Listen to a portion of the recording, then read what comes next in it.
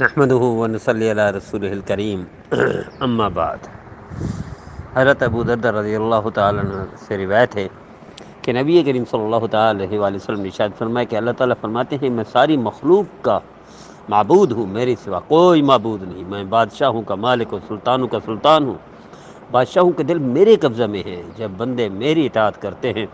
تو بادشاہوں کے دل رحمت اور مہربانی کے ساتھ ان کی طرف پھیر دیتا ہوں، اور جب بندے میری نافرمانی کرتے ہیں تو بادشاہوں کے دلوں کو غصہ اور سختی کی طرف مائل کر دیتے ہیں، جس کی وجہ سے وہ رعایا کو سخت عذاب چکھاتے ہیں۔ بس اے بندو، تم بادشاہوں کے لیے بد دعا مت کرو، بلکہ میری یاد میں لگے رہو، میرے سامنے گڑ گڑاتے رہو، میں تمہارے لیے کافی ہوں گا، یعنی میں تمہاری مدد کروں گا، بادشاہوں اور حاکموں کے دل میں مہربانی ڈال دوں گا۔ اور یہ فرمان تو مشہور ہے، عوام و خاص میں حضور نے فرمایا جیسے تم ہوگے ویسے تم پر بادشاہ مسلط ہوں گے۔ آج ہم دیکھتے ہیں، ہم سمجھتے ہیں کہ شاید فلاں پارٹی آ جائے گی تو یہ چیز ختم ہو جائے گی، فلاں پارٹی آ جائے گی یہ آسانی ہو جائے گی، فلاں پارٹی اقتدار میں آ جائے گی تو یہ کام ہو جائے گا۔ نہیں ہوں گے کام، قوم بگڑی ہوئی ہے، قوم نافرمان ہے، قوم اللہ کے رسول صلی اللہ علیہ وسلم کے راستے سے ہٹ چکی ہے،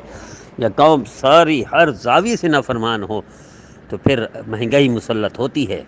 حکمران ایسے ہوتے ہیں جو عیاشیاں اللہ تللے انہی کے پیسوں سے کرتے ہیں اور ان پر ٹیکس کے بوجھ انبار لگا دیتے ہیں۔ حکمران ایسے ہوں گے جو خود تو بے فکر ہوں گے، خود اپنی سیکورٹی اور بڑھا دیں گے، خود اپنی ہر چیز کی آسانیاں بڑھا دیں گے، ہر چیز وافر مقدار میں حاصل کریں گے اور عوام کو بھوک ماریں گے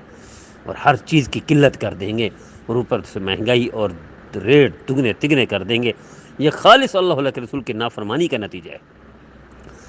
کوئی بھی حاکم ان کے لیے آسانی نہیں کر سکتا ایسی قوم پر جو اللہ کے رسول کی نافرمانی میں لگے ہوئے۔ قوم کو توبہ کرنی چاہیے، فرمان برداری کی طرف آ جانا چاہیے، اللہ کی طرف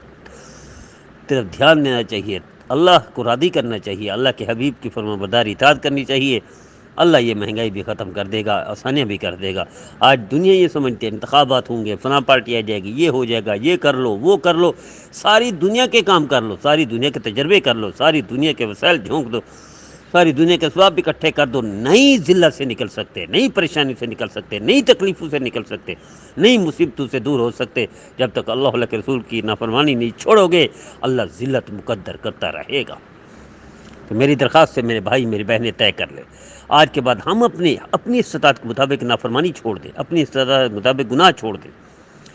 کسی حد تک آنکھوں کو بچائیں، کسی حد تک زبان کو بچائیں، کسی حد تک کانوں کو بچائیں، دماغ دل کو ہاتھ پاؤں کو گناہوں سے بچا دیں، اللہ کے رسول کی فرمان برداری میں لگا دیں جس حد تک ممکن ہو۔ گناہ ہو جائے تو توبہ پہ لگا دیں، زبان کو توبہ نہ چھوڑے، پریکٹیکلی بھی توبہ، زبان سے بھی توبہ،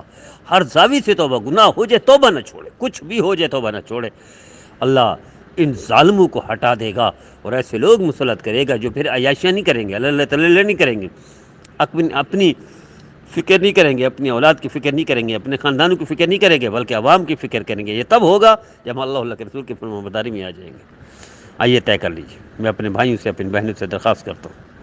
کہ خدا را توجہ دیجیے، خدا را اللہ کی طرف آ جائیے، اصلاح کیجیے، تربیت کیجیے، بھلائی کی طرف آ جائیے، اچھائی کی طرف آ جائیے، اعمال کی طرف آ جائیے، سنت کی طرف آ جائیے، اللہ کے رسول کی فرمان برداری کی طرف آ جائیے۔ ہمارا روزانہ کا یہ پیغام اسی لیے پھیلا دیجیے، خود بھی عمل کیجیے، دوسروں کو بھی کرائیے، خود بھی سنیے، دوسروں کو بھی سنائیے، فیس بک پر ہو، واٹس ایپ پر ہو، میسنجر پر ہو، احمد پر ہو، یوٹیوب پر، جہاں بھی ہو اس کو پھیلائیے، عمل کرائیے، اس اصلاحی قافلے میں، تربیتی قافلے میں، تربیتی جماعت میں شامل ہو جائیے۔ مجھے امید ہے میرا ہر بھائی، میرے ہر بہن